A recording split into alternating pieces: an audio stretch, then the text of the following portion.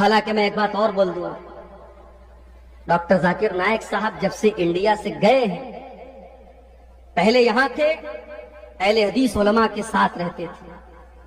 ان کی جو ٹیم تھی اس میں زیادہ تر اہل حدیث علماء تھے، مولانا ثناء اللہ مدنی صاحب، مولانا شمیم فوزی صاحب، آپ کے بہار کے شیخ اشفاق سلفی صاحب،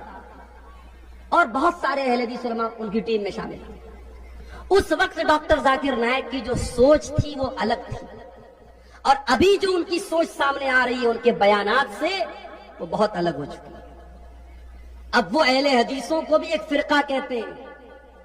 ان سے پوچھا جاتا ہے کہ آپ کے آئیڈیل کون ہیں، کسی ایک بھی اہل حدیث عالم کا نام نہیں لیتے، ان علماء کا نام لیتے ہیں جن کے عقیدے میں منہج میں خرابی پائی جاتی ہے۔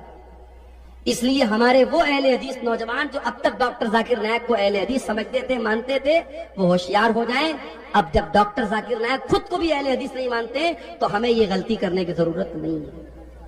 ان کے اچھے کام کا ہم سپورٹ کریں گے، غیر مسلموں کے درمیان انہوں نے جو بھی اسلام کی تبلیغ کی ہے یا کر رہے ہیں ہم کریں گے، مگر آج کے ان کے بیانات یہ بتا رہے ہیں کہ بہت فرق آ چکا ہے، اور اس سے ہمیں اور آپ کو ایک سبق ملتا ہے۔ سیمانچل کے علاقے میں آپ رہتے ہیں، اللہ کا شکر ادا کیجیے۔ اگر آپ کے گاؤں میں کوئی ایک بھی مزار نہیں ہے، قبر نہیں ہے، شرک نہیں ہے، اور حرام اور بدعت کا کام نہیں ہو رہا ہے، اللہ کا شکر ادا کیجئے۔ آپ کے بچے ایسے ماحول میں بڑے ہو رہے ہیں، وہ شرک ہوتا ہوا نہیں دیکھ رہے ہیں، وہ بدعت ہوتا ہوا نہیں دیکھ رہے ہیں۔ ماحول کا بہت اثر پڑتا ہے۔ آج ملیشیا میں ڈاکٹر ذاکر نائک صاحب رہتے ہیں، اور یہاں کی اہل حدیث جماعت سے جو ان کا کنیکشن ٹوٹا ہے، اس کا اثر اب ان کی اسپیچ پر، ان کے بیان پہ صاف نظر آتا ہے۔ تو انہوں نے اس عورت سے کہا کہ اگر کوئی مرد میک اپ کرنے والی لڑکی کے سامنے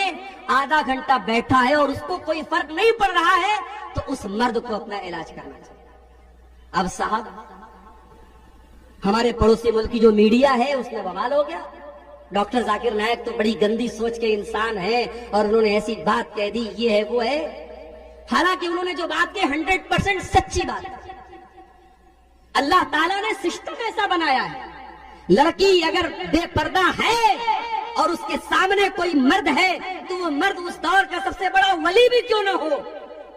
اگر وہ مرد ہے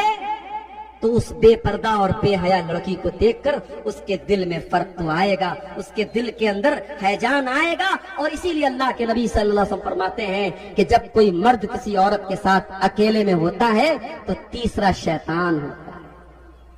ہمارے لوگ کہتے ہیں صاحب بھابھی کو ہم ماں سمجھتے ہیں، دیور اپنی بھابھی کو بائک پر بٹھا کے پورے مارکیٹ کی سیر کرا رہا ہے، بھابھی چپک کر کے بیٹھی ہے دیور کے ساتھ۔